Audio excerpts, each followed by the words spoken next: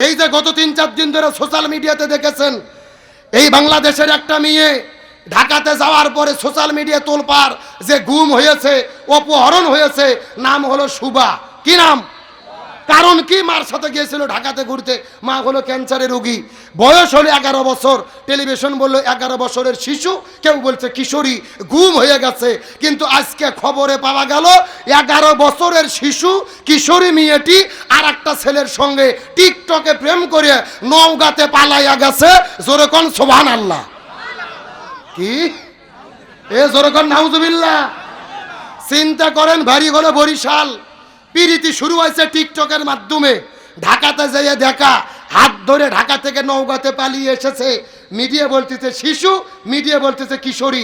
আমি বলতেছি এরা শিশু আর কিশোরী নয়, এরা যুবতেরও ভাই, এরা হলো বুড়ির সে ভাই। কথা কর না কা কে রে? শিশু আর কিশোরী কি পালায়? কিন্তু মনের মধ্যে বড় কষ্ট। বাংলাদেশে 18 বছরের আগে আপনাদের হুজুর যদি বিয়ে পড়ায়, পুলিশ আছে হুজুরকে গ্রেফতার করে। আর 10 বছরের মেয়ে প্রেম করে যদি পালাইয়া যায়, পুলিশ গ্রেফতার করে না। কথা কর না কে?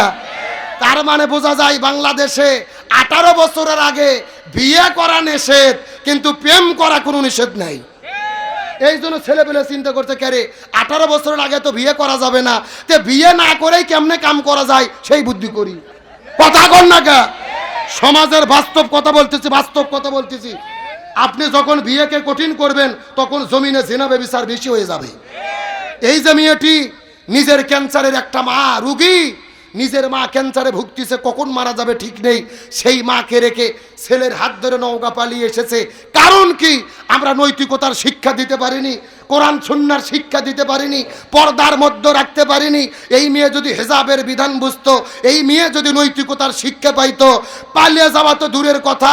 এমনও মা বোনদেরকে আমরা দেখেছি, বাপের বাড়িতে মা অসুস্থ, স্বামীর ঘর ছাড়ে, তাও মাওকে ছাড়ে না। আর এদের আমরা কি শিক্ষা দিচ্ছি? মা পড়ে আছে হসপিটালে, ও আর একটা ছেলের হাত ধরে পালিয়ে গেছে।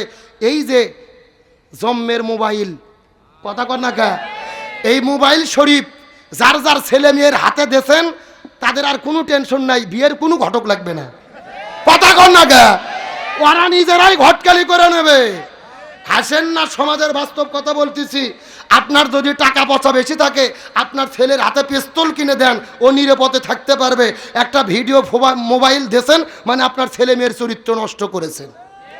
আপনার ছেলে এবং মেয়ে শীতের দিনে ল্যাপের নিচে সারা রাত দিয়ে চ্যাটিং করছে, ছিকবাজ দিয়ে। কার সাথে চ্যাটিং হচ্ছে 2-1 দিন খোঁজ নিছিলেন? বাবা হিসাবে খোঁজ নেওয়ার দরকার আছে না নাই? আফসোস করে বলতেছি, বর্তমানে বাংলাদেশের যে জামানা, ছেলে মেয়ের চরিত্র ঠিক রাখা বড় কঠিন।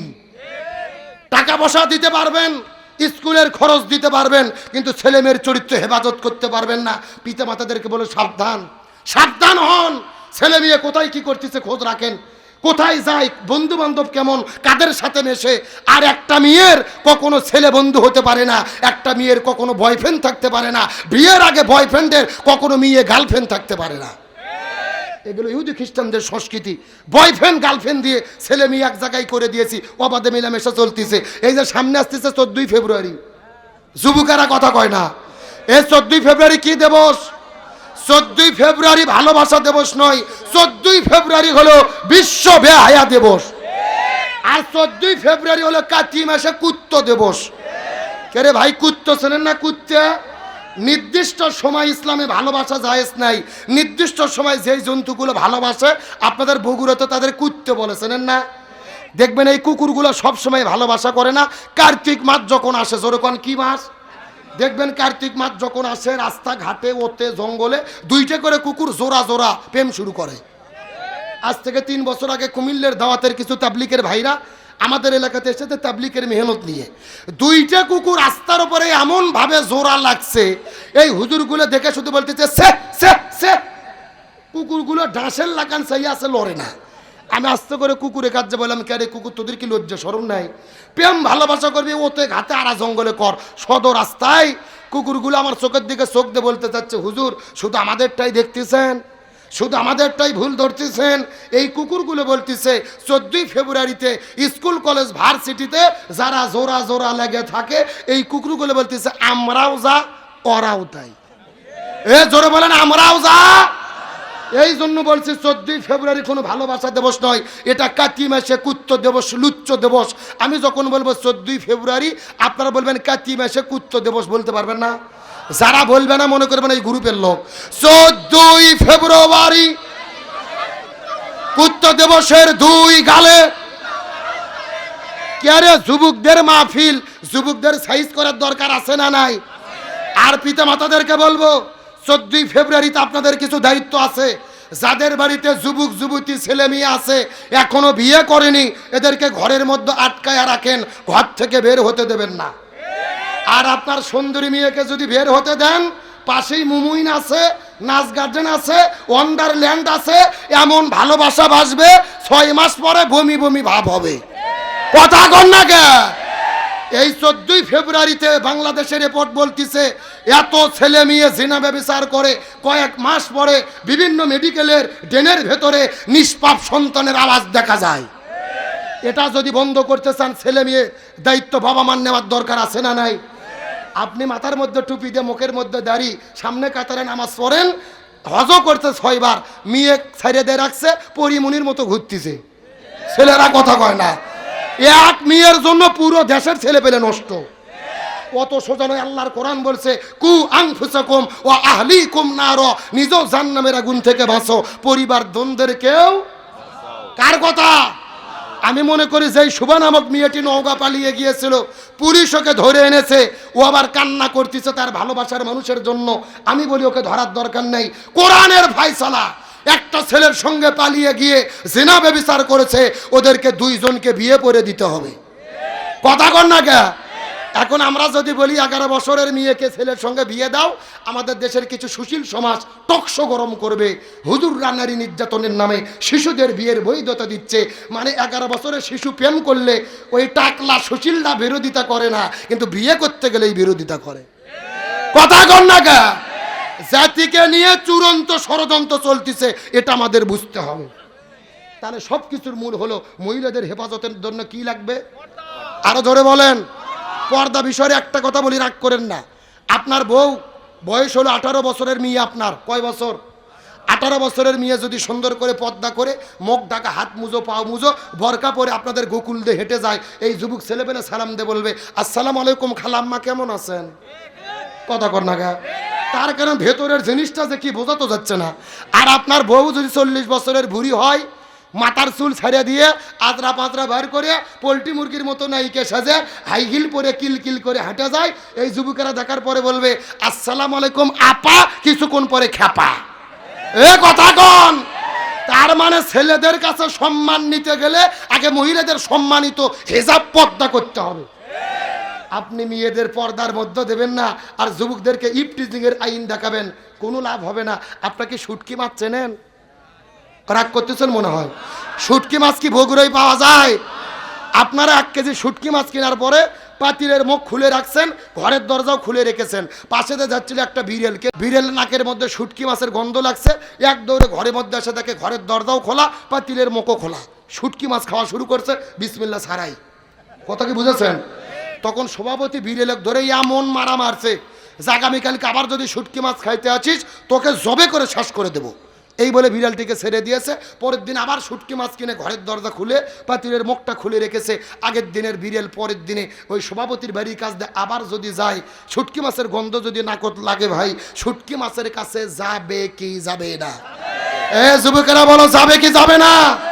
তার মানে শুটকি মাছের নিরাপত্তা দিতে গেলে পাতিলের মুখ বন্ধ করতে হবে, ঘরের দরজা বন্ধ করতে হবে। ওইগুলো বন্ধ না করে বিড়ালকে ভয় দেখাইয়া শুটকি মাছের নিরাপত্তা যেমনি দেওয়া যায় না, মহিলাদের বেপর্দা করে ছেড়ে দিয়ে যুবকদেরকে ইফটিজিং এর ভয় দেখাইয়া, র্যাব পুলিশের ভয় দেখাইয়া আপনার মেয়ের নিরাপত্তা হবে না। কথা ক্লিয়ার না ভেজাল আছে? মহিলাদের ইজ্জতের নিরাপত্তা একমাত্র দিতে পারে, নাম হলো পর্দা। জোরে বলেন কি? এই জন্য আল্লাহর কোরআন বলেছে নকরনা ফি বুয়ুতিকুন্না ওয়ালা তাবাররুজনা তাবাররুজাল জাহিলিয়াতিল উলা, তোমরা জাহিলি যুগের মেয়েদের মতো বেপর্দা হয়ে রাস্তায় গিও না। কার হুকুম? তাহলে চিৎকার করে বলেন বেপর্দা নারী যারা। ওয়াজ করবো না, দোয়া করে দেবো জোরে। বেপর্দা নারী যারা। এই কথা শোনার পরে নবীজির মনটা বড় খারাপ হয়ে গেলেন। জিবরাইলকে জিজ্ঞেস করে বলেন, ও ভাই জিবরাইল, অধিকাংশ মহিলা দুইটা কারণে জাহান্নামের মধ্যে যাবে, এর মধ্যে এক নম্বর হলো বেপরদা নারী, দুই নম্বর কারা জাহান্নামের মধ্যে যাবে বলো তো দেখি। জিবরাইল বলে, ইয়া রাসূলুল্লাহ, দুই নম্বর হলো ওই সমস্ত মহিলাগুলো যেই মহিলাগুলো স্বামীর খেদমত করে না, স্বামীর কথা মতো চলে না, স্বামীর আনুগত্য করে না, ওই সমস্ত মহিলাগুলো জাহান্নামের মধ্যে যাবে। তার মানে বোঝা গেল স্বামীর অবাধ্য স্ত্রী যারা জাহান্নামে যাবে। চিৎকার করে বলেন তো, বেপরদা নারী যারা, স্বামীর অবাধ্য স্ত্রী যারা।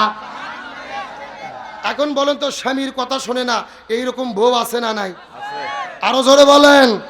আমি বগুড়া জেলার মহিলা সম্পর্কে খুব ভালো জানি।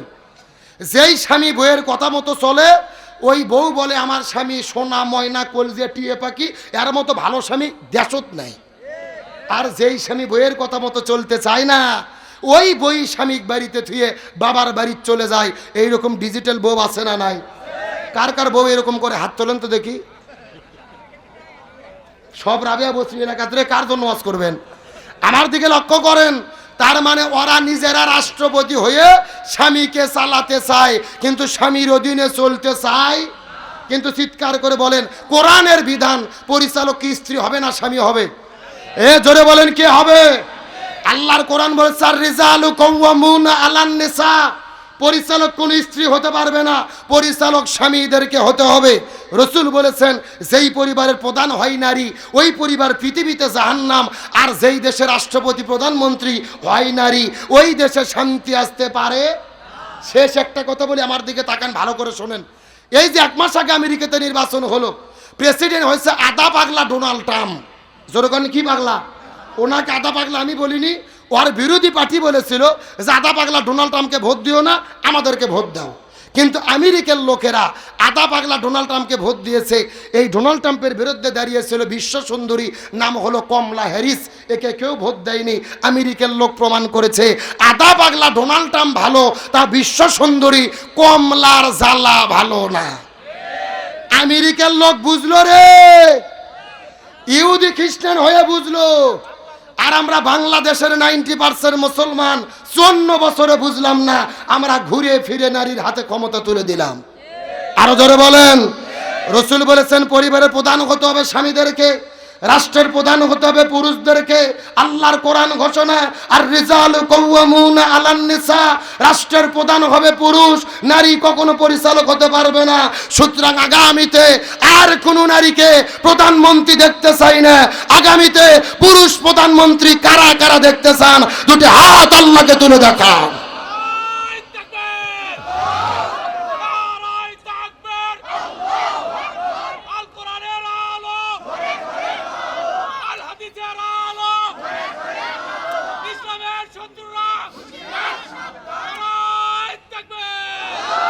এ হাত নামান। আমি কোনো রাজনৈতিক কথা বলি নাই।